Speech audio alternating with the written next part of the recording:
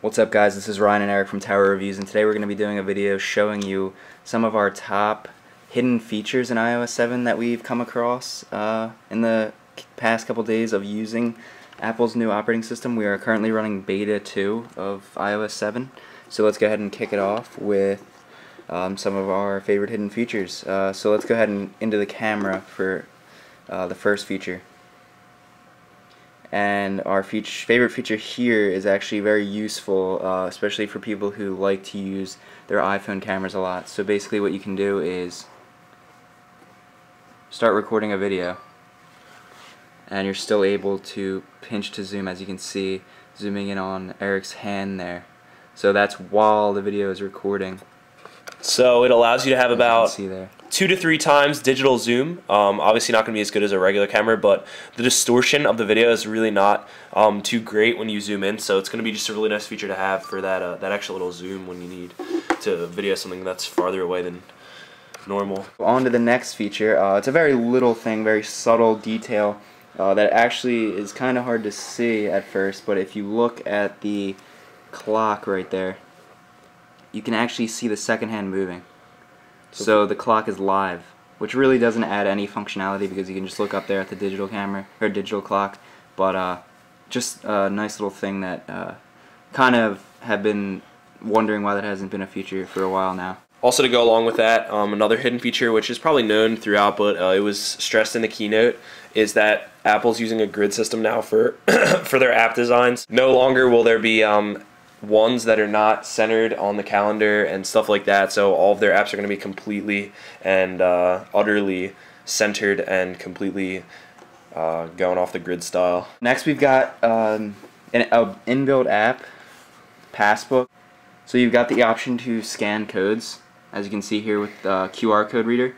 So just a nice little feature. You don't need to download a separate app for that anymore. It's built in to the operating system. If we were using an iPhone here, you would be able to go to the Compass app and see that there's an inbuilt level. So Apple's adding some new features to their inbuilt apps, which is nice. And also, we've got a feature here that has sort of been something that everyone has wanted forever, myself included. I actually found out a way to glitch it so that it would work. You can now put Newsstand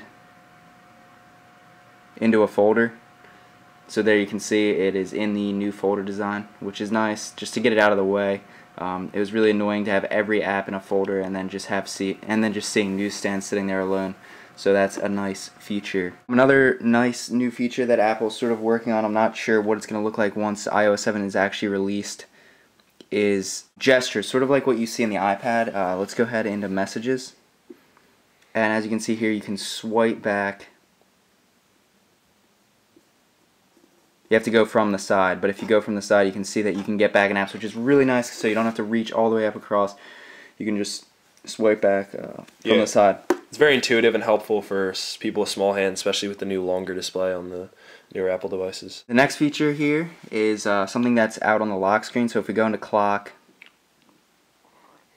and we set a timer for 15 minutes and we go back out to the lock screen, you can see there that you get a nice little preview of the time remaining, which is a nice handy feature, especially if you forget that you have set a timer and you turn on your device. You're going to see that there and remember that whatever your cookies are done in 14 minutes and 40 seconds. So that could possibly save you if you are at a distance from your oven or whatever. It also shows how long is left on your snooze, so it's kind of nice, just so you know how much longer you have before you have to hit the snooze button again.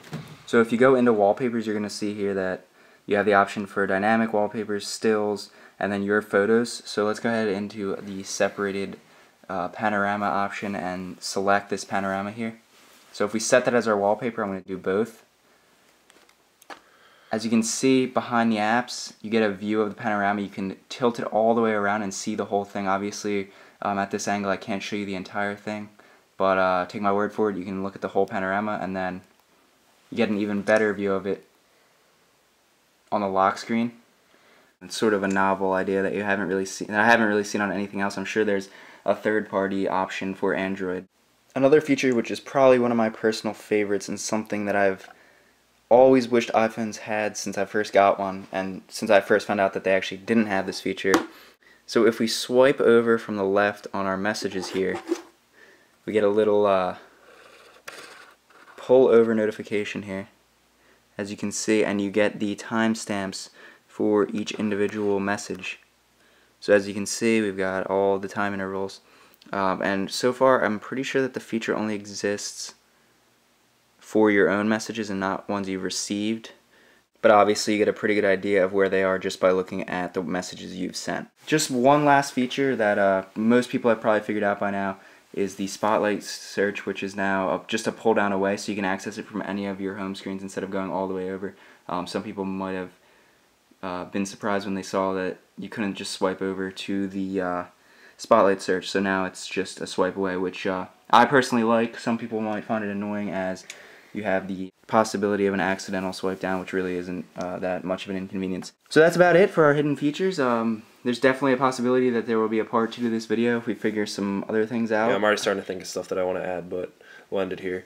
Yeah, and if you guys know of anything else that you would like us to put in a video, definitely leave it in the comments section below. And that's about it. Thanks for watching.